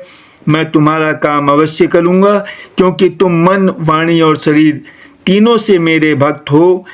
पर योग, युक्ति, तप और मंत्रों का प्रभाव तभी फलीभूत होता है जब वे छिपा कर किए जाते हैं। हे नरपति, मैं यदि रसोई बनाऊं और तुम उसे परोसो और मुझे कोई जानने न पावे, तो उस अन्न को जो जो खाएगा सो तुम्हारा आज्ञाकारी बन जाएगा। यही नहीं, उन भोजन करने वालों के घर भी जो कोई भोजन करेगा, हे राजन, सुनो, वह भी तुम्हारे अधीन हो जाएगा। हे राजन, जाकर यही उपाय करो और वर्ष भर भोजन कराने का संकल्प कर लेना। नित्य नए 1 लाख ब्राह्मणों को कुटुंब सहित निमंत्रित करना। मैं तुम्हारे संकल्प के काल अर्थात 1 वर्ष तक प्रतिदिन भोजन बना दिया करूँगा। हे राजन, इस प्रकार बहुत ही थोड़े परिश्रम से सब ब्राह्मण तुम्हारे वश में हो जाएंगे। ब्राह्मण हवन, यज्ञ और सेवा पूजा करेंगे तो उस प्रसंग संबंध से देवता भी सहज ही वश में हो जाएंगे। मैं एक और पहचान तुमको बताए देता हूँ कि मैं इस रूप में कभी ना आऊँगा। हे राजन, मैं अपनी माया से तुम्हारे पुरोहित को हर लाऊंगा, तप के बल से उसे अपने समान बनाकर 1 वर्ष तक यहाँ रखूंगा। और हे राजन, सुनो, मैं उसका रूप बनाकर सब प्रकार से तुम्हारा काम सिद्ध करूंगा। हे राजन, रात बहुत बीत गई, अब सो जाओ। आज से तीसरे दिन मुझसे तुम्हारी भेंट होगी। तप के बल से मैं घोड़े सहित तुमको सोते ही मैं घर पहुंचा दूंगा। मैं वही पुरोहित का वेश धर कर आऊँगा। जब एकांत में तुमको बुलाकर सब कथा सुनाऊंगा, तब तुम मुझे पहचान लेना। राजा ने आज्ञा मानकर शयन किया और वह कपट ज्ञानी आसन पर जा बैठा। राजा थका था, उसे खूब गहरी नींद आ गई, पर वह कपटी कैसे सोता, उसे तो बहुत चिंता हो रही थी। उसी समय वहां कालकेतु राक्षस आया, जिसने सुअर बनकर राजा को भटकाया था। वह तपस्वी राजा का बड़ा मित्र था और खूब छल प्रपंच जानता था। उसके 100 पुत्र और 10 भाई थे, जो बड़े ही दुष्ट, किसी से न जीते जाने वाले और देवताओं को दुख देने वाले थे। ब्राह्मणों, संतों और देवताओं को दुखी देखकर राजा ने उन सबको पहले ही युद्ध में मार डाला था। उस दुष्ट ने पिछला वैर याद करके तपस्वी राजा से मिलकर सलाह विचारी, षड्यंत्र किया और जिस प्रकार शत्रु का नाश हो वही उपाय रचा। भाविवश राजा प्रताप भानु कुछ भी न समझ सका। तेजस्वी शत्रु अकेला भी हो तो भी उसे छोटा नहीं समझना चाहिए। जिसका सिर मात्र बचा था वह राहु आज तक सूर्य चंद्रमा को दुख देता है। तपस्वी राजा अपने मित्र को देख प्रसन्न हो उठकर मिला और सुखी हुआ। उसने मित्र को सब कथा कह सुनाई। तब राक्षस आनंदित होकर बोला, हे राजन सुनो, जब तुमने मेरे कहने के अनुसार इतना काम कर लिया तो अब मैंने शत्रु को काबू में कर ही लिया समझो। तुम अब चिंता त्याग सो रहो। विधाता ने बिना ही दवा के रोग दूर कर दिया। कुल सहित शत्रु को जड़ मूल से उखाड़ बहाकर आज से चौथे दिन मैं तुमसे आ मिलूंगा। इस प्रकार तपस्वी राजा को खूब दिलासा देकर वो महामायावी और अत्यंत क्रोधी राक्षस चला। उसने प्रताप भानु राजा को घोड़े से ही क्षण भर में घर पहुंचा दिया। राजा को रानी के पास सुलाकर घोड़े को अच्छी तरह से घुड़साल में बांध दिया। फिर वह राजा के पुरोहित को उठा ले गया और माया से उसकी बुद्धि को भ्रम में डालकर उसे उसने पहाड़ की कोह में ला रखा। वह पुरोहित का रूप बनाकर उसकी सुंदर सेज पर जा लेटा। राजा सवेरा होने से पहले ही जागा और अपना घर देखकर उसने बड़ा ही आश्चर्य माना। मन में मुनि की महिमा का अनुमान करके वह धीरे से उठा जिसमें रानी न जान पावे। फिर उसी घोड़े पर चढ़कर वन को चला गया। नगर के किसी भी स्त्री पुरुष ने नहीं जाना। दोपहर बीत जाने पर राजा आया। घर घर उत्सव होने लगे और बधावा बजने लगा। जब राजा ने पुरोहित को देखा तब वह अपने उसी कार्य का स्मरण कर उसे आश्चर्य से देखने लगा। राजा को 3 दिन युग के समान बीते। उसकी बुद्धि कपटी मुनि के चरणों में लगी रही। निश्चित समय जानकर पुरोहित बना हुआ राक्षस आया और राजा के साथ की हुई गुप्त सलाह के अनुसार उसने अपने सब विचार उसे समझाकर कह दिए। संकेत के अनुसार गुरु को उस रूप में पहचान कर राजा प्रसन्न हुआ। ब्रह्मवश उसे चेत न रहा कि यह तापस मुनि है या कालकेतु राक्षस। उसने तुरंत 1 लाख उत्तम ब्राह्मणों को कुटुंब सहित निमंत्रण दे दिया। पुरोहित ने 6 रस और 4 प्रकार के भोजन जैसा कि वेदों में वर्णन है बनाए। उसने मायामयी रसोई तैयार की और इतने व्यंजन बनाए जिन्हें कोई गिन नहीं सकता। अनेक प्रकार के पशुओं का मांस पकाया और उसमें उस दुष्ट ने ब्राह्मणों का मांस मिला दिया। सब ब्राह्मणों को भोजन के लिए बुलाया और चरण धोकर आदर सहित बैठाया। जो ही राजा परोसने लगा उसी काल केतुकृत आकाशवाणी हुई, हे ब्राह्मणों, उठ उठकर अपने घर जाओ, यह अन्न मत खाओ, इसके खाने में बड़ी हानि है। रसोई में ब्राह्मणों का मांस बना है। आकाशवाणी का विश्वास मानकर सब ब्राह्मण उठ खड़े हुए। राजा व्याकुल हो गया, परंतु उसकी बुद्धि मोह में भूली हुई थी। होनहारवश उसके मुंह से एक बात भी न निकली। तब ब्राह्मण क्रोध सहित बोल उठे। उन्होंने कुछ भी विचार नहीं किया। अरे मूर्ख राजा, तू जाकर परिवार सहित राक्षस हो। रे नीच क्षत्रिय, तूने तो परिवार सहित ब्राह्मणों को बुलाकर उन्हें नष्ट करना चाहा था। ईश्वर ने हमारे धर्म की रक्षा की, अब तू परिवार सहित नष्ट होगा। 1 वर्ष के भीतर तेरा नाश हो जाए। तेरे कुल में कोई पानी देने वाला तक न रहेगा। साफ सुनकर राजा भय के मारे अत्यंत व्याकुल हो गया। फिर सुंदर आकाशवाणी हुई, हे ब्राह्मणों, तुमने विचार कर साप नहीं दिया। राजा ने कुछ भी अपराध नहीं किया। आकाशवाणी सुनकर सब ब्राह्मण चकित हो गए। तब राजा वहां गया जहां भोजन बना था। देखा तो वहां न भोजन था न रसोइया ब्राह्मण ही था। तब राजा मन में अपार चिंता करता हुआ लौटा। उसने ब्राह्मणों को सब वृत्तांत सुनाया और बड़ा ही भयभीत और व्याकुल होकर वह पृथ्वी पर गिर पड़ा। हे राजन, यद्यपि तुम्हारा दोष नहीं है तो भी होनहार नहीं मिटता। ब्राह्मणों का शाप बहुत ही भयानक होता है, यह किसी तरह भी टाले टल नहीं सकता। ऐसा कहकर सब ब्राह्मण चले गए। नगर निवासियों ने जब यह समाचार पाया तो वे चिंता करने और विधाता को दोष देने लगे। जिसने हंस बनाते बनाते कौवा कर दिया, ऐसे पुण्यात्मा राजा को देवता बनाना चाहिए था, सो राक्षस बना दिया। पुरोहित को उसके घर पहुंचाकर असुर कालकेतु ने कपटी तपस्वी को खबर दी। उस दुष्ट दुष्ट ने जहाँ तहाँ पत्र भेजे, जिससे सब वैरी राजा सेना सजा सजा कर चढ़ दौड़े और उन्होंने डंका बजाकर नगर को घेर लिया। नित्य प्रति अनेक प्रकार से लड़ाई होने लगी। प्रताप भानु के सब योद्धा सूरवीरों की करनी करके रण में जूझ मरे। राजा भी भाई सहित खेत रहा। सत्यकेतु के कुल में कोई नहीं बचा। ब्राह्मणों का शाप झूठा कैसे हो सकता था। शत्रु को जीतकर नगर को फिर से बसाकर सब राजा विजय और यश पाकर अपने अपने नगर को चले गए। याज्ञवल्क्य जी कहते हैं, हे भरद्वाज सुनो, विधाता जब जिसके विपरीत होते हैं तब उसके लिए धूल सुमेरु पर्वत के समान भारी और कुचल डालने वाली, पिता यम के समान काल रूप और रस्सी सांप के समान काट खाने वाली हो जाती है। हे मुनि सुनो, समय पाकर वही राजा परिवार सहित रावण नाम का राक्षस हुआ।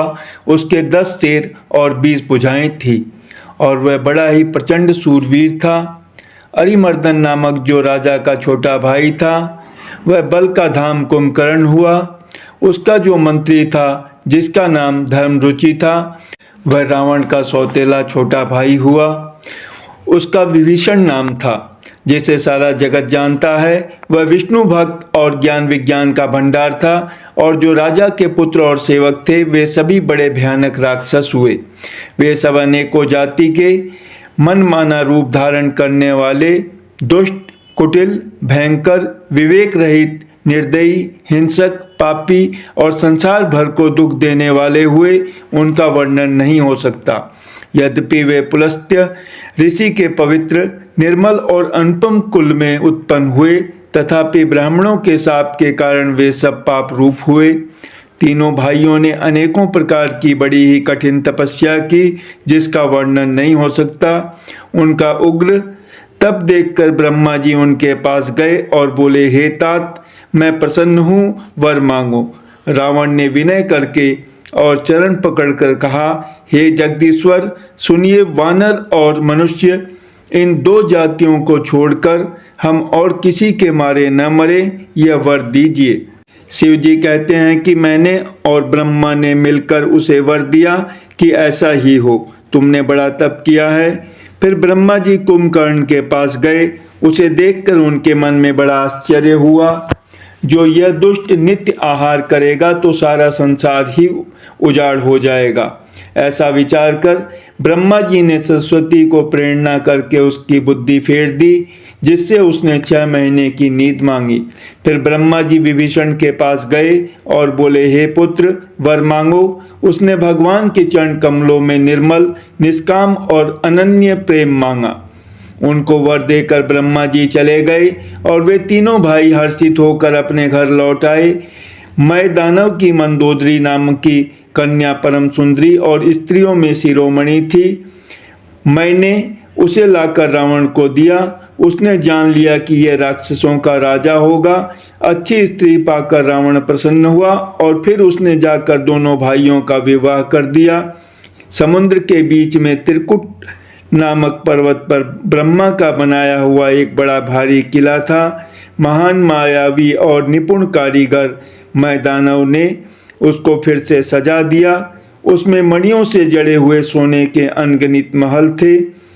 जैसी नागकुल के रहने की पाताल लोक में भोगावतीपुरी है और इंद्र के रहने की स्वर्गलोक में अमरावतीपुरी है, उनसे भी अधिक सुंदर और बांका वह दुर्ग था। जगत में उसका नाम लंका प्रसिद्ध हुआ। उसे चारों ओर से समुद्र की अत्यंत गहरी खाई घेरे हुए है। उस दुर्ग के मणियों से जड़ा हुआ सोने का मजबूत परकोटा है, जिसकी कारीगरी का वर्णन नहीं किया जा सकता। भगवान की प्रेरणा से जिस कल्प में जो राक्षसों का राजा रावण होता है, वही सूर प्रतापी अतुलित बलवान अपनी सेना सहित उस पुरी में बसता है। पहले वहां बड़े बड़े योद्धा राक्षस रहते थे। देवताओं ने उन सबको युद्ध में मार डाला। अब इंद्र की प्रेरणा से वहां कुबेर के 1 करोड़ रक्षक यक्ष लोग रहते हैं। रावण को कहीं ऐसी खबर मिली, तब उसने सेना सजाकर किले को जा घेरा। उस बड़े विकट योद्धा और उसकी बड़ी सेना को देखकर यक्ष अपने प्राण लेकर भाग गए। तब रावण ने घूम फिर कर सारा नगर देखा। उसकी स्थान संबंधी चिंता मिट गई और उसे बहुत ही सुख हुआ। उस पुरी को स्वाभाविक ही सुंदर और बाहर वालों के लिए दुर्गम अनुमान करके रावण ने वहां अपनी राजधानी कायम की। योग्यता के अनुसार घरों को बांटकर रावण ने सब राक्षसों को सुखी किया। एक बार वह कुबेर पर चढ़ दौड़ा और उससे पुष्पक विमान को जीत कर ले आया। फिर उसने जाकर एक बार खिलवाड़ ही में कैलाश पर्वत को उठा लिया और मानो अपनी भुजाओं का बल तौलकर बहुत सुख पाकर वह वहां से चला आया। सुख संपत्ति, पुत्र, सेना, सहायक, जय, प्रताप, बल, बुद्धि और बड़ाई, ये सब उसके नित्य नए वैसे ही बढ़ते जाते थे जैसे प्रत्येक लाभ पर लोभ बढ़ता है। अत्यंत बलवान कुंभकर्ण सब उसका भाई था, जिसके जोड़ का योद्धा जगत में पैदा ही नहीं हुआ। वह मदिरा पीकर 6 महीने सोया करता था। उसके जागते ही तीनों लोकों में तहलका मच जाता था। यदि वह प्रतिदिन भोजन करता तब तो संपूर्ण विश्व शीघ्र ही चौपट खाली हो जाता। रणधीर ऐसा था कि जिसका वर्णन नहीं किया जा सकता। लंका में उसके ऐसे असंख्य बलवान वीर थे। मेघनाद रावण का बड़ा लड़का था, जिसका जगत के योद्धाओं में पहला नंबर था। रण में कोई भी उसका सामना नहीं कर सकता था। स्वर्ग में तो उसके भय से नित्य भगदड़ मची रहती थी। इनके अतिरिक्त दुर्मुख, अकंपन, वज्रदंत, धूमकेतु और अतिकाय आदि ऐसे अनेक योद्धा थे जो अकेले ही सारे जगत को जीत सकते थे। सभी राक्षस मनमाना रूप बना सकते थे और आसुरी माया जानते थे। उनके दया धर्म स्वप्न में भी नहीं था। एक बार सभा में बैठे हुए रावण ने अपने अगणित परिवार को देखा। पुत्र, पौत्र, कुटुंबी और सेवक ढेर के ढेर थे। सारी राक्षसों की जातियों को तो गिन ही कौन सकता था। अपनी सेना को देखकर स्वभाव से ही अभिमानी रावण क्रोध और गर्व में सनी हुई वाणी बोला, हे समस्त राक्षसों के दलों, सुनो, देवतागण हमारे शत्रु हैं। वे सामने आकर युद्ध नहीं करते, बलवान शत्रु को देखकर भाग जाते हैं। उनका मरण एक ही उपाय से हो सकता है, मैं समझा कर कहता हूँ, अब उसे सुनो। उनके बल को बढ़ाने वाले ब्राह्मण भोजन, यज्ञ, हवन और श्राद्ध, इन सब में जाकर तुम बाधा डालो। भूख से दुर्बल और बलहीन होकर देवता सहज ही में आ मिलेंगे, तब उनको मैं मार डालूंगा अथवा भली भांति अपने अधीन करके सर्वथा पराधीन करके छोड़ दूंगा।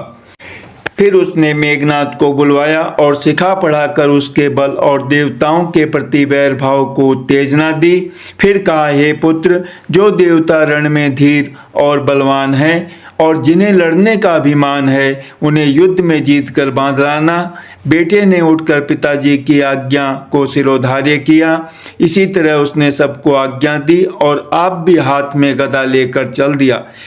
रावण के चलने से पृथ्वी डगमगाने लगी और उसकी गर्जना से देवरमणियों के गर्भ गिरने लगे। रावण को क्रोध सहित आते हुए सुनकर देवताओं ने सुमेरु पर्वत की गुफाएं तकी। भागकर सुमेरु की गुफाओं का आश्रय लिया। दिक्पालों के सारे सुंदर लोकों को रावण ने सूना पाया। वह बार बार भारी सिंह गर्जना करके देवताओं को ललकार ललकार कर गालियां देता था। रण के मध्य में मतवाला होकर वह अपनी जोड़ी का योद्धा खोजता हुआ जगत भर में दौड़ता फिरा, परंतु उसे ऐसा योद्धा कहीं नहीं मिला। सूर्य, चंद्रमा, वायु, वरुण, कुबेर, अग्नि, काल और यम आदि सब अधिकारी, किन्नर, सिद्ध, मनुष्य, देवता और नाग, सभी के पीछे वह हठपूर्वक पड़ गया। किसी को भी उसने शांति पूर्वक बैठने नहीं दिया। ब्रह्मा जी की सृष्टि में जहाँ तक शरीरधारी स्त्री पुरुष थे, सभी रावण के अधीन हो गए। डर के मारे सभी उसकी आज्ञा का पालन करते थे और नित्य आकर नम्रता पूर्वक उसके चरणों में सिर नवाते थे। उसने भुजाओं के बल से सारे विश्व को वश में कर लिया, किसी को स्वतंत्र नहीं रहने दिया। इस प्रकार मंडलिक राजाओं का शिरोमणि सार्वभौम सम्राट रावण अपने इच्छानुसार राज्य करने लगा। देवता, यक्ष, गंधर्व, मनुष्य, किन्नर और नागों की कन्याओं तथा बहुत सी अन्य सुंदरी और उत्तम स्त्रियों को उसने अपनी भुजाओं के बल से जीत कर ब्याह लिया। मेघनाद से उसने जो कुछ कहा उसे उसने मेघनाद ने मानो पहले से ही कर रखा था, अर्थात रावण के कहने भर की देर थी। उसने आज्ञा पालन में तनिक भी देर नहीं की। जिनको रावण ने मेघनाद से पहले ही आज्ञा दे रखी थी, उन्होंने जो करतूतें की उन्हें सुनो। सब राक्षसों के समूह देखने में बड़े भयानक, पापी और देवताओं को दुख देने वाले थे। वे असुरों के समूह उपद्रव करते थे और माया से अनेकों प्रकार के रूप धरते थे। जिस प्रकार धर्म की जड़ कटे, वे वही सब वेद विरुद्ध काम करते थे। जिस जिस स्थान में वे गौ और ब्राह्मणों को पाते थे, उसी नगर, गांव और पूर्वे में आग लगा देते थे। उनके डर से कहीं भी शुभ आचरण, ब्राह्मण भोजन, यज्ञ, श्राद्ध आदि नहीं होते थे। देवता, ब्राह्मण और गुरु को कोई नहीं मानता था। न हरि भक्ति थी, न यज्ञ, तप और ज्ञान था। वेद और पुराण तो स्वप्न में भी सुनने को नहीं मिलते थे। जब योग, वैराग्य, तप तथा यज्ञ में देवताओं के भाग पाने की बात रावण कहीं कानों से सुन पाता तो उसी समय स्वयं उड़ दौड़ता, कुछ भी रहने नहीं पाता। वह सबको पकड़कर विध्वंस कर डालता था। संसार में ऐसा भ्रष्ट आचरण फैल गया कि धर्म तो कानों में भी सुनने में नहीं आता था। जो कोई वेद और पुराण कहता, उसको बहुत तरह से त्रास देता और देश से निकाल देता था। राक्षस लोग जो घोर अत्याचार करते थे, उसका वर्णन नहीं किया जा सकता। हिंसा पर ही जिनकी प्रीति है, उनके पापों का क्या ठिकाना। मास प्राण, छठा विश्राम। पराये धन और पराई स्त्री पर मन चलाने वाले दुष्ट, चोर और जुआरी बहुत बढ़ गए। लोग माता पिता और देवताओं को नहीं मानते थे और साधुओं की सेवा करना तो दूर रहा, उल्टे उनसे सेवा करवाते थे। श्री शिव जी कहते हैं कि हे भवानी, जिनके ऐसे आचरण हैं, उन सब प्राणियों को राक्षस ही समझना। इस प्रकार धर्म के प्रति लोगों की अतिशय ग्लानि, अरुचि, अनास्था देखकर पृथ्वी अत्यंत भयभीत एवं व्याकुल हो गई। वह सोचने लगी कि पर्वतों, नदियों और समुद्रों का बोझ मुझे इतना भारी नहीं जान पड़ता, जितना भारी मुझे एक परद्रोही, दूसरों का अनिष्ट करने वाला लगता है। पृथ्वी सारे धर्मों को विपरीत देख रही है, पर रावण से भयभीत हुई वह कुछ बोल नहीं सकती। अंत में हृदय में सोच विचार कर गौ का रूप धारण कर धरती वहां गई जहां सब देवता और मुनि छिपे थे। पृथ्वी ने रोकर उनको अपना दुख सुनाया, पर किसी से कुछ काम न बना। तब देवता, मुनि और गंधर्व सब मिलकर ब्रह्मा जी के लोक, सत्यलोक को गए। भय और शोक से अत्यंत व्याकुल बेचारी पृथ्वी भी गौ का शरीर धारण किए हुए उनके साथ थी। ब्रह्मा जी सब जान गए। उन्होंने मन में अनुमान किया कि इसमें मेरा कुछ भी वश नहीं चलने का। तब उन्होंने पृथ्वी से कहा कि जिसकी तू दासी है, वही अविनाशी हमारा और तुम्हारा दोनों का सहायक है। ब्रह्मा जी ने कहा, हे धरती, मन में धीरज धारण करके श्री हरि के चरणों का स्मरण करो। प्रभु अपने दासों की पीड़ा को जानते हैं, ये तुम्हारी कठिन विपत्ति का नाश करेंगे। सब देवता बैठकर विचार करने लगे कि प्रभु को कहाँ पावें ताकि उनके सामने पुकार फरियाद करें। कोई बैकुंठपुरी जाने को कहता था और कोई कहता था कि वही प्रभु क्षीर समुद्र में निवास करते हैं। जिसके हृदय में जैसी भक्ति और प्रीति होती है, प्रभु वहाँ उसके लिए सदा उसी रीति से प्रकट होते हैं। हे पार्वती, उस समाज में मैं भी था। अवसर पाकर मैंने एक बात कही। मैं तो यह जानता हूँ कि भगवान सब जगह समान रूप से व्यापक हैं। प्रेम से वे प्रकट हो जाते हैं। देश, काल, दिशा, विदिशा में बताओ ऐसी जगह कहाँ हैं जहाँ प्रभु न हों। वे चराचर में व्याप्त होते हुए ही सबसे रहित हैं और विरक्त हैं। उनकी कहीं आसक्ति नहीं है। वे प्रेम से प्रकट होते हैं जैसे अग्नि।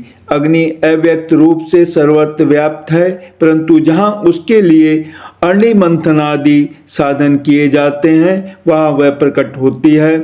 इसी प्रकार सर्वत्र व्याप्त भगवान भी प्रेम से प्रकट होते हैं। मेरी बात सबको प्रिय लगी। ब्रह्मा जी ने साधु साधु कहकर बड़ाई की।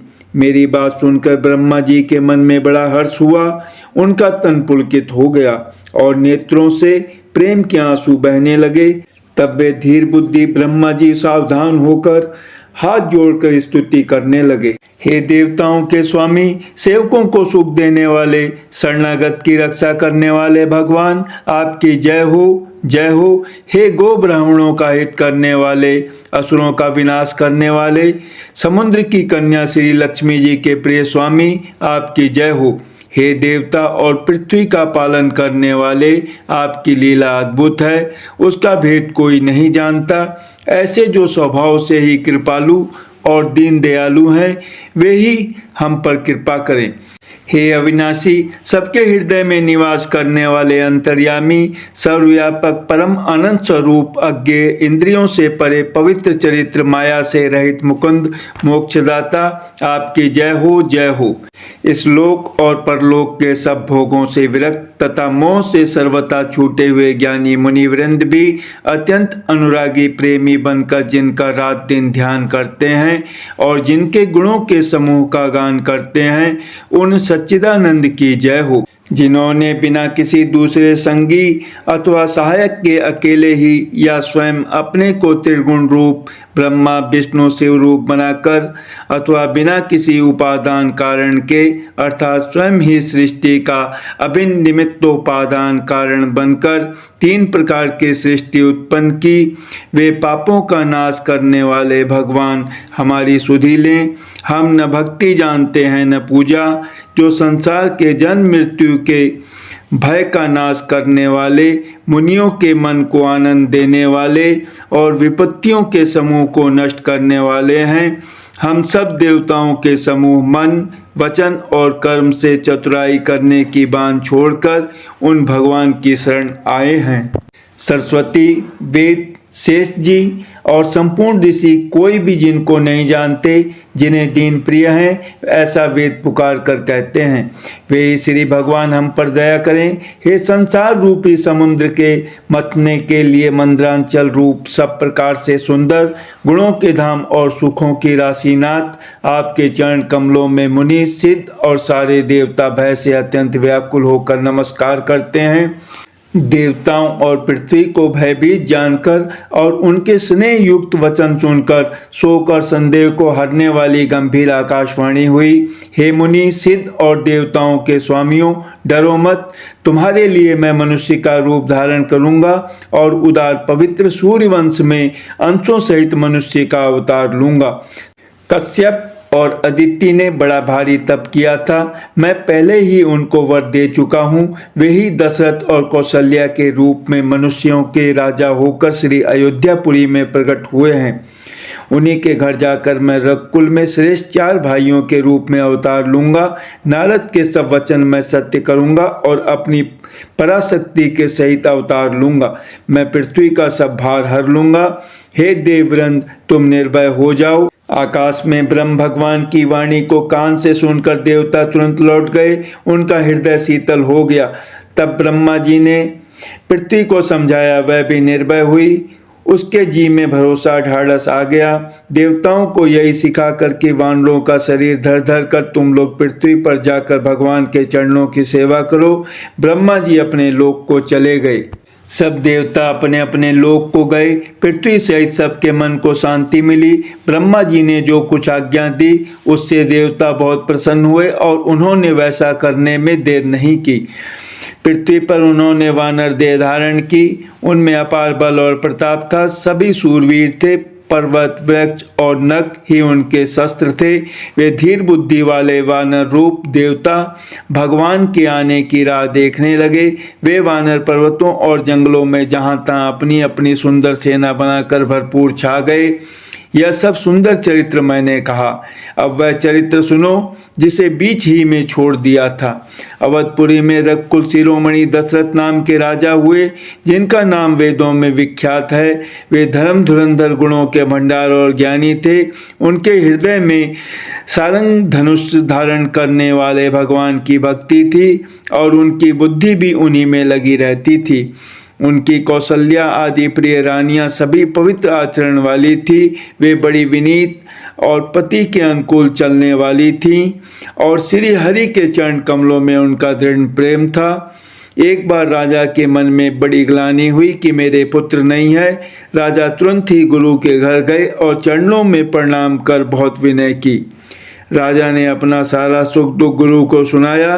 गुरु वशिष्ठ जी ने उन्हें बहुत प्रकार से समझाया और कहा, धीरज धरो, तुम्हारे 4 पुत्र होंगे जो तीनों लोकों में प्रसिद्ध और भक्तों के भय को हरने वाले होंगे। वशिष्ठ जी ने श्रृंगी ऋषि को बुलवाया और उनसे शुभ पुत्र कामेष्टि यज्ञ कराया। मुनि के भक्ति सहित आहुतियां देने पर अग्निदेव हाथ में चरु हविष्यान खीर लिए प्रकट हुए और दशरथ से बोले, वशिष्ठ ने हृदय में जो कुछ विचारा था तुम्हारा वह सब काम सिद्ध हो गया। हे राजन, अब तुम जाकर इस हविष्यान पायस को जिसको जैसा उचित हो वैसा भाग बनाकर बांट दो। तदंतर अग्निदेव सारी सभा को समझाकर अंतर्ध्यान हो गए। राजा परमानंद में मग्न हो गए। उनके हृदय में हर्ष समाता न था। उसी समय राजा ने अपनी प्यारी पत्नियों को बुलाया। कौशल्या आदि सब रानियां वहां चली आईं। राजा ने पायस का आधा भाग कौशल्या को दिया और शेष आधे के 2 भाग किए। वह उनमें से एक भाग राजा ने कैकेयी को दिया। शेष जो बच रहा उसके फिर 2 भाग हुए और राजा ने उनको कौशल्या और कैकेयी के हाथ पर रखकर अर्थात उनकी अनुमति लेकर और इस प्रकार उनका मन प्रसन्न करके सुमित्रा को दिया। इस प्रकार सब स्त्रियां गर्भवती हुई। वे हृदय में बहुत हर्षित हुई। उन्हें बड़ा सुख मिला। जिस दिन से श्री हरि लीला से ही गर्भ में आए, सब लोकों में सुख और संपत्ति छा गई। शोभाशील और तेज की खान बनी हुई सब रानियां महल में सुशोभित हुई। इस प्रकार कुछ समय सुखपूर्वक बीता और वह अवसर आ गया जिसमें प्रभु को प्रकट होना था। योग, लग्न, ग्रह, वार और तिथि सभी अनुकूल हो गए। जड़ और चेतन सब हर्ष से भर गए, क्योंकि श्री राम का जन्म सुख का मूल है। पवित्र चैत्र का महीना था। 9वीं तिथि थी। शुक्ल पक्ष और भगवान का प्रिय अभिजीत मुहूर्त था। दोपहर का समय था। न बहुत सर्दी थी न धूप गर्मी थी। वह पवित्र समय सब लोगों को शांति देने वाला था। शीतल मंद और सुगंधित पवन बह रहा था। देवता हर्षित थे और संतों के मन में बड़ा चाव था। वन फूले हुए थे। पर्वतों के समूह मणियों से जगमगा रहे थे और सारी नदियां अमृत की धारा बहा रही थी। जब ब्रह्मा जी ने वह भगवान के प्रकट होने का अवसर जाना, तब उनके समेत सारे देवता विमान सजा सजा कर चले। निर्मल आकाश देवताओं के समूहों से भर गया। गंधर्वों के दल गुणों का गान करने लगे और सुंदर अंजलियों में सजा सजा कर पुष्प बरसाने लगे। आकाश में घमाघम नगाड़े बजने लगे। नाग मुनि और देवता स्तुति करने लगे और बहुत प्रकार से अपनी अपनी सेवा उपहार भेंट करने लगे। देवताओं के समूह विनती करके अपने अपने लोक में जा पहुँचे। समस्त लोकों को शांति देने वाले जगदाधार प्रभु प्रकट हुए। दीनों पर दया करने वाले कौशल्या जी के हितकारी कृपालु प्रभु प्रकट हुए। मुनियों के मन को हरने वाले उनके अद्भुत रूप का विचार करके माता हर्ष से भर गई। नेत्रों को आनंद देने वाला मेघ के समान श्याम शरीर था। चारों भुजाओं में अपने खास आयुध धारण किए हुए थे। दिव्य आभूषण और वनमाला पहने थे। बड़े बड़े नेत्र थे। इस प्रकार शोभा के समुद्र तथा खर राक्षस को मारने वाले भगवान प्रकट हुए। दोनों हाथ जोड़कर माता कहने लगी, हे अनंत, मैं किस प्रकार तुम्हारी स्तुति करूं?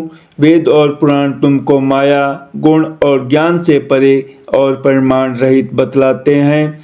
श्रुतियाँ और संत जन दया और सुख का समुद्र, सब गुणों का धाम कहकर जिनका गान करते हैं, वही भक्तों पर प्रेम करने वाले लक्ष्मीपति भगवान मेरे कल्याण के लिए प्रकट हुए हैं। वेद कहते हैं कि तुम्हारे प्रत्येक रोम में माया के रचे हुए अनेकों ब्रह्मांडों के समूह भरे हैं। वे तुम मेरे गर्भ में रहे। इस हंसी की बात के सुनने पर धीर विवेकी पुरुषों की बुद्धि भी स्थिर नहीं रहती, विचलित हो जाती है। जब माता को ज्ञान उत्पन्न हुआ तब प्रभु मुस्कुराए।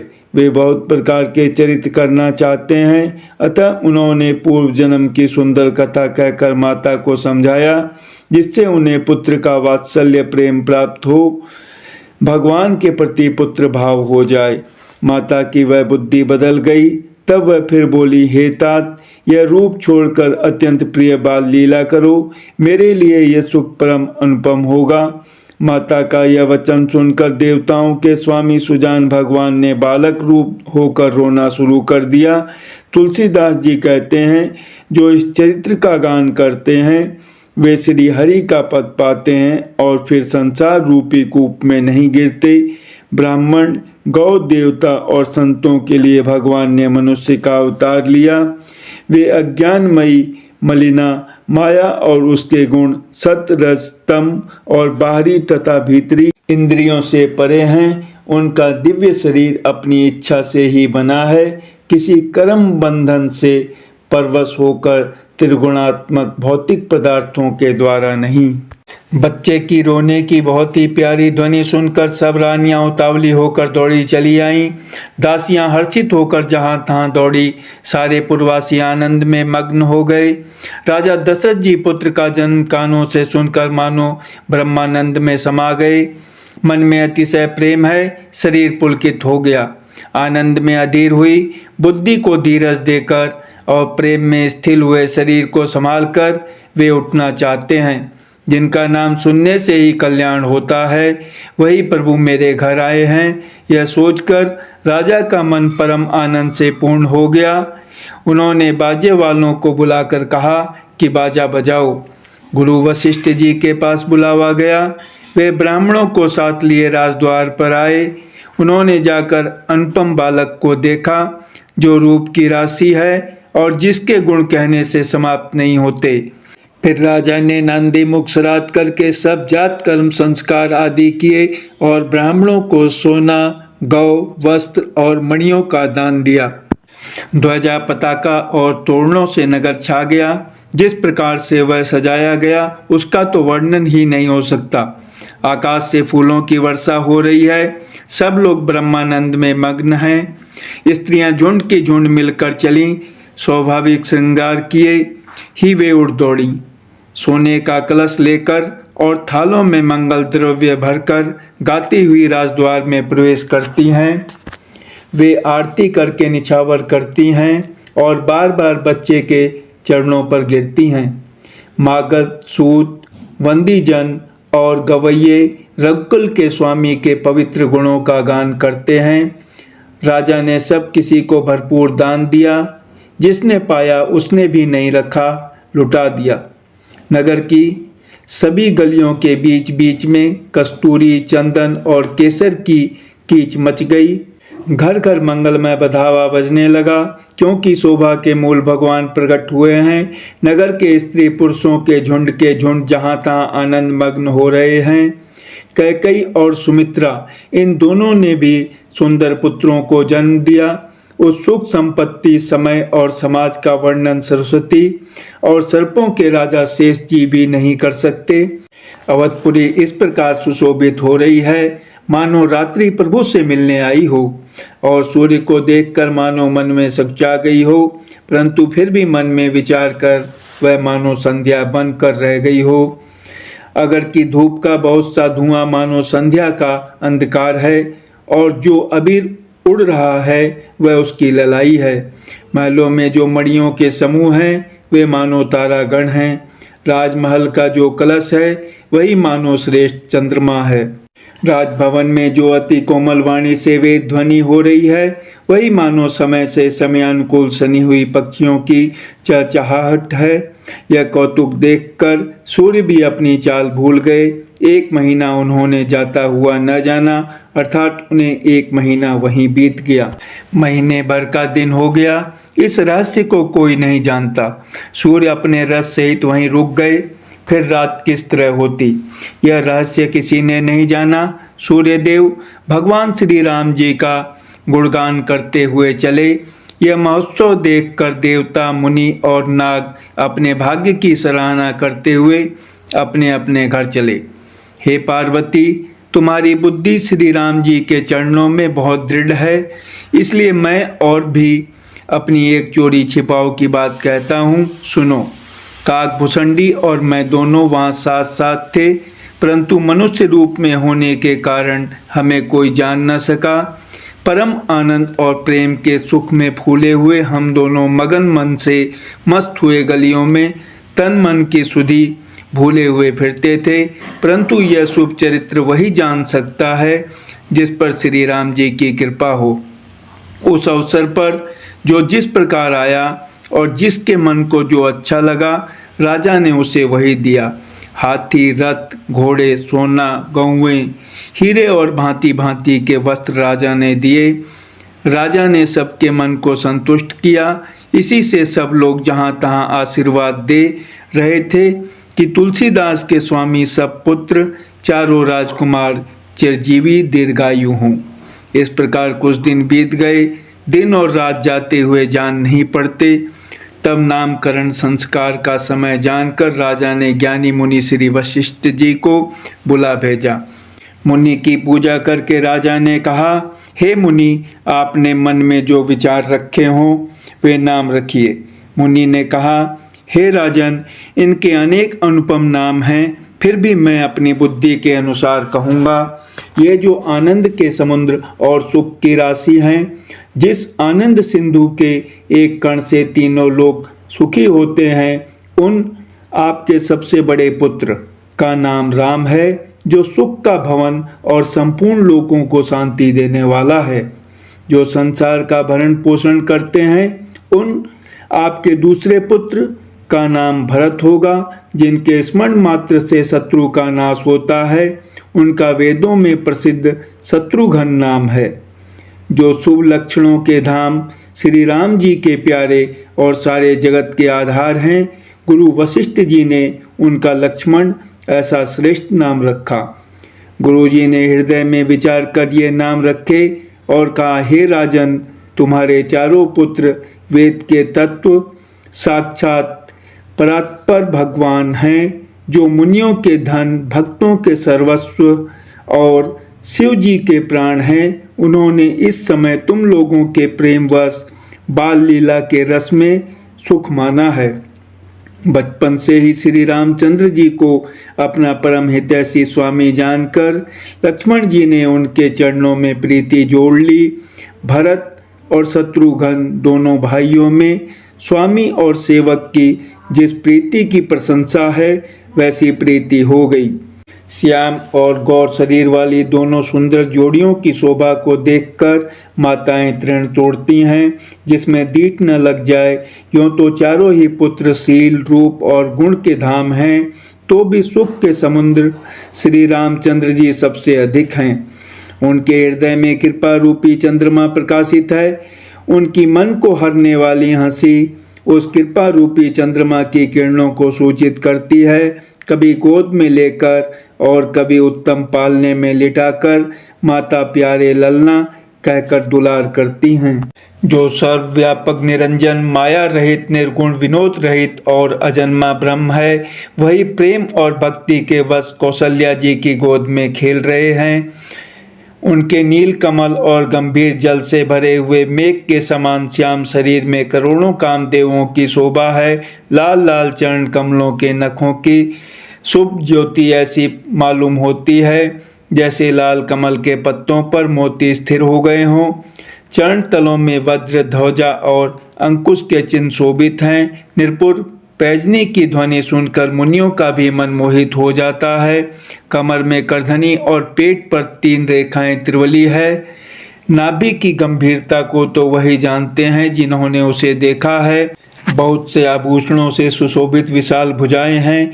हृदय पर बाघ के नख की बहुत ही निराली छटा है। छाती पर रत्नों से युक्त मणियों के हार की शोभा और ब्राह्मण भृगु के चरण चिन्ह को देखते ही मन लुभा जाता है। कंठ शंख के समान उतार चढ़ाव वाला 3 रेखाओं से सुशोभित है और ठोड़ी बहुत ही सुंदर है। मुख पर असंख्य कामदेवों की छटा छा रही है। 2 सुंदर नंतुलियां हैं। लाल लाल होठ हैं। नासिका और तिलक के सौंदर्य का तो वर्णन ही कौन कर सकता है। सुंदर कान और बहुत ही सुंदर गाल हैं। मधुर तोतले सब बहुत ही प्यारे लगते हैं। जन्म के समय से रखे हुए चिकने और घुंघराले बाल हैं, जिनको माता ने बहुत प्रकार से बनाकर संवार दिया है। शरीर पर पीली झंगली पहनाई हुई है। उनका घुटनों और हाथों के बल चलना मुझे बहुत ही प्यारा लगता है। उनके रूप का वर्णन वेद और शेष जी भी नहीं कर सकते। उसे वही जानता है जिसने कभी स्वप्न में भी देखा हो। जो सुख के पुंज, मोह से परे तथा ज्ञान, वाणी और इंद्रियों से अतीत हैं, वे भगवान दशरथ कौशल्या के अत्यंत प्रेम के वश होकर पवित्र बाल लीला करते हैं। इस प्रकार संपूर्ण जगत के माता पिता श्री राम जी अवधपुर के निवासियों को सुख देते हैं, जिन्होंने श्री रामचंद्र जी के चरणों में प्रीति जोड़ी है। हे भवानी, उनकी यह प्रत्यक्ष गति है कि भगवान उनके प्रेम वश बाल लीला करके उन्हें आनंद दे रहे हैं। श्री रघुनाथ जी से विमुख रहकर मनुष्य चाहे करोड़ों उपाय करे, परंतु उसका संसार बंधन कौन छुड़ा सकता है। जिसने सब चराचर जीवों को अपने वश में कर रखा है, वह माया भी प्रभु से भय खाती है। भगवान उस माया को भौवें के इशारे पर नचाते हैं। ऐसे प्रभु को छोड़कर कहो और किसका भजन किया जाए। मन, वचन और कर्म से चतुराई छोड़कर भजते ही श्री रघुनाथ जी कृपा करेंगे। इस प्रकार से प्रभु श्री रामचंद्र जी ने बाल क्रीड़ा की और समस्त नगर निवासियों को सुख दिया। कौशल्या जी कभी उन्हें गोद में लेकर हिलाती डुलाती और कभी पालने में लिटाकर झुलाती थी। प्रेम में मग्न कौशल्या जी रात और दिन का बीतना नहीं जानती थीं। पुत्र के स्नेहवश माता उनके बाल चरित्रों का गान किया करती। जय श्री राम।